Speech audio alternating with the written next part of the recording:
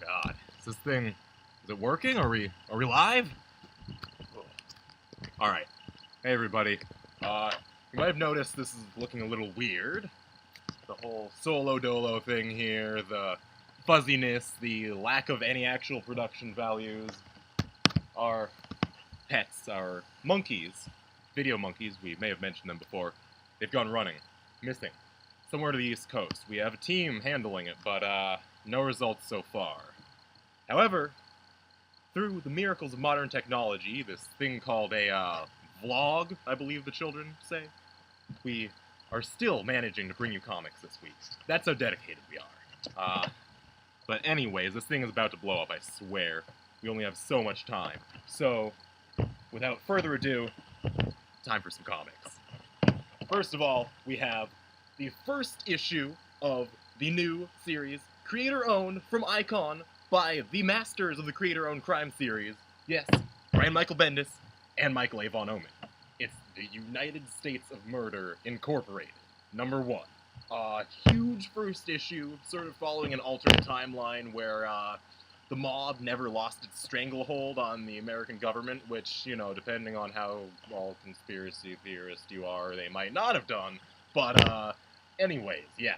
It's the same old Powers team that blew my mind when I was a kid when I first found that first volume.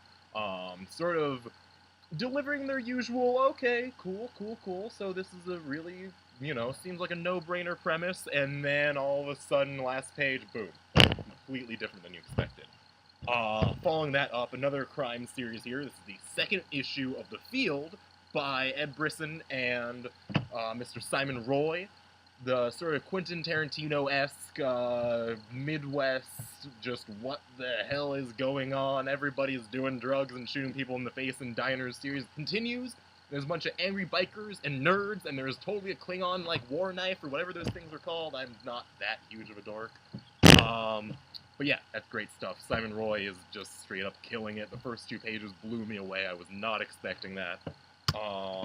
Continuing on, third issue of Secret Avengers from Arliss Scott and Michael Walsh. This is the start of the second storyline. The first 2 issues were Save the Empire. This is, I have no idea what it is, but there's a really, really cool, weird-looking tree on the cover, and a bomb that talks, and Lady Bullseye, because, you know, we care about Lady Bullseye, I guess. But no, it's really cool. Arliss Walsh are doing crazy things that don't really get done storytelling-wise right now, outside of, you know, Hawkeye. But yeah, really, really sweet there. Awesome brush artwork on there. And my last book, before I pass it off to my compatriots, is Andre the Giant, Life and Legend by Box Brown. Andre the Giant, if you don't know, is, like, one of the most influential wrestlers who's ever lived, outside of, you know, Hulk Hogan, but Hulk Hogan is a no-sell, and he sucks. If you've ever seen The Princess Bride, if you've ever seen some teenage D-bag wearing an Obey shirt, myself included, you will know his face. Seriously, just permeates our culture, and this is a totally loving, nostalgic look back at his entire life, he's sort of a tragic figure. You know, being so huge, you'd be like, oh, he can survive anything, but no. There was a lot of physical toll on his body because of his size and his abnormality and the things he did in the ring. But really an amazing life. It's chronicled in graphic novel form here, and it's awesome. So yeah, I am just going to tag in one of my partners here. Somebody, come save me. Oh God. Hace muy calor outside. Starting to feel a lot like summer, but I got some cool books that'll help you get into the season. Like this one summer by cousins Jillian and Mariko Tamaki. They're the pair that worked on the book Skin, and they're back with a story of friendship and growing up and all that hard stuff that only comes in a beautifully drawn purple palette summer teen adventure. Best friends Wendy and Rose always go away to summer beach together with their family, but a lot of more adult situations keep popping up, and they have to test their friendship in a summer that they'll never forget, as a town deals with an event that it may never forget. also along the YA lines, the third book of Rust by Royden Lepp, a local Seattle artist.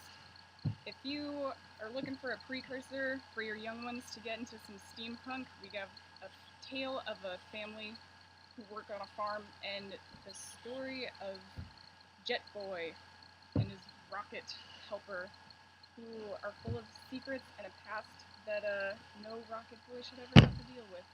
But they are torn between helping the Taylors and finding the family that they always dreamed of. This is the third installment of this beautiful hardcover book. And the art is amazing and beautiful, and anyone of any age can also enjoy it. We have the first trade paperback out for Manifest Destiny. It is the super completely real events of Lewis and Clark. Don't worry about all that stuff you learned on the Oregon Trail. Monsters and creepy things are what really happened to our famed adventurers. This is the first collection of the issues from Chris Dingus and Matthew Roberts. It's a great adventure story, lots of freaky flowers, which I think is necessary in a lot more comics. Freaky flowers, get on it. We also have the first Rogue Trooper Classic. It is the original series that came out in 1981 from Jerry Finley Dry and Dave Gibbons. Yes, that Dave Gibbons, the one that you're thinking about right now. It's recolored and it's really cool. If you're into Fallout, if you're into Full Metal Jacket, this chemical warfare on a new Earth will be the book for you. My final book is, I would say, could be convicted in a court for gross misconduct. And when I say gross, I literally mean gross. But I like gross books. Therefore, I love The Auteur by Rick Spears and James Callahan. The third issue is out from Oni Press this week. And if they're not careful, I think the creator of Bugs Bunny might have some stern words for them. That's what I have this week. Hopefully the next person is a little better at using iVideo. Hey everybody, I am Will Harris from comicsblend.com, and they call me the Professor of Marvel, they call me the Gangster of Love. And this kind of is appropriate because we don't have a video monkey, but our video is not doomed thanks to the ingenuity of Anna, but doomed this week. So you remember some story in the 90s where Superman died at the hands of Doomsday? Well, this is the New 52, and it's a whole new take on Superman versus Doomsday, the big monster from Krypton. So it's going to start in Doomed 1, it's going to go into Superman, Wonder Woman, and finally end up in Action Comics. So, but it's not the story you think. This is the New 52, and a lot of it seems really cool. It's like the Man of Steel versus the big monster, but what is Superman willing to do to defeat this monster, and what's it going to mean to his relationship with Wonder Woman? Plus, you got great writers Charles Soule, Scott Liddell, Greg Pak all working together. So that's Superman Doom Begins this week from DC. I just read this, and this kind of just blew my mind. If you remember Battle of the Atom, these evil X-Men or future Brotherhood of Evil Mutants from the future came back to make the young X-Men go back in time. It sounds complicated, but it was really, really cool. And so the evil mutants are back, including a weird version of Charles Xavier, Jean Grey, and the son of Mystique and Wolverine, and they are on the attack. The action is awesome. There's all these kind of future revelations, and they're setting the stage for it's just really cool. I mean, I love this series. Bendis and Eminem are, my screen just went dark, so I think Mystique just took over the machine and it went dead. And then, because this is kind of funny, because the computer was bored by my picks. I guess my time on this thing is almost over with. Let's hurry and get Nightcrawler in here. Bam, there he is. Nightcrawler is back in a brand new story by Chris Claremont and Todd Knott. Here's what I love about this. It really captures that awesome spirit of Nightcrawler when he's in Excalibur. The swashbuckler, the big romancer, he's fun again. I mean, it's awesome when you've been, raising back from the dead. It's time to have some fun. But great art, really cool, this real cool sense of fantasy as Nightcrawler goes around the world looking to try to protect the people that he loves who are threatened by this mysterious assailant. Last year, Shang-Chi made a big comeback in Jonathan Hickman's Avengers. I loved it. I want more Shang-Chi, and you got it in a brand new lit series called Deadly Hands of Kung Fu. But it's a big mini-series by Mike Benson starring Shang-Chi. It's a mix of Kung Fu meets Jason Bourne meets James Bond as one of Shang-Chi's ex-lovers who is undercover with MI6 is killed, and so he goes to London to investigate. It's a big global conspiracy, and he's going to be the next target. Shang-Chi, pick it up. And before the computer kicks me off again out of boredom, Original Sin 1 and 0 are in our store now. It just came in. This is the big storyline from Marvel by Jason Aaron, in which the Watcher is murdered, his eyes were taken, all his secrets were stolen. Well, this is a big tie-in issue. Avengers 29. If you read Jonathan Hickman's New Avengers last year, you may remember that Captain America was the one guy who held the moral ground, and well, basically Doctor Strange and Iron Man and the rest of them turned on him and pretty much kicked him out. But basically, so Captain America got really screwed over by all his friends, and they wiped his memory. They kicked him out of the Illuminati. Well, now with the Original Sin coming out, people are starting to remember. Secrets are coming out, and what happens when Captain America remembers what they did to him? I'm really excited about this. Jonathan Hickman, I've loved his Avengers run, and this is a big kind of plot twist that we've been building towards. So what's going to happen with Earth Mightiest Heroes? Find out. We're going to turn it over to Casey now. It's so big you can't even see me and it at the same time. We're gonna get to that in a minute. So yeah, this might seem a little low tech, a little weird. I'm on cleanup here. I'm the last one, and I have a few comics. On the Ghost Rider by Felipe Smith and Trad Moore, who is just killing it with this book.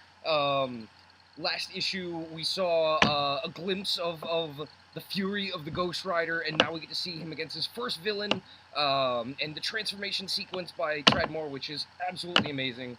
Yeah, if you're not reading this book, we just got the second printing of #1 back in. We got a bunch of #2s. Highly, highly, highly recommended. Ghost Rider, very much so. Yeah, Ghost Rider. We also got in after a bit of a mishap with the post office, wherein our comics seem to be the subject of a vindictive label ripper. We have Copra, #14 from Michael Fife, or it's actually Copra, I guess. It rhymes with Oprah. And so we've been saying it wrong the whole time, but like we haven't, we don't do that all the time anyway. But this issue focuses totally on Whir, who is the Man Machine. Really great opening page. This thing is amazing. It's really, really cool.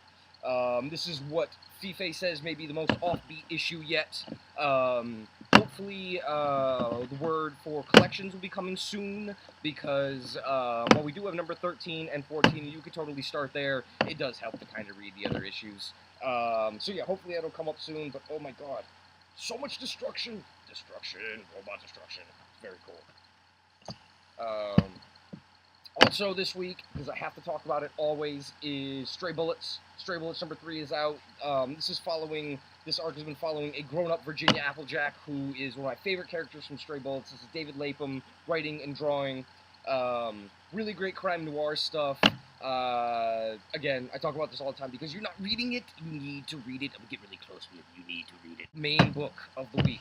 And it's so big that even I and it can't really fit on the screen at once. Is Jack Kirby's New Gods. Oh my god, like, my life is complete. Like, I could get hit by a car on the way home. Hopefully I don't, but my life would be pretty complete if I did, because I have this. And I got to look at it.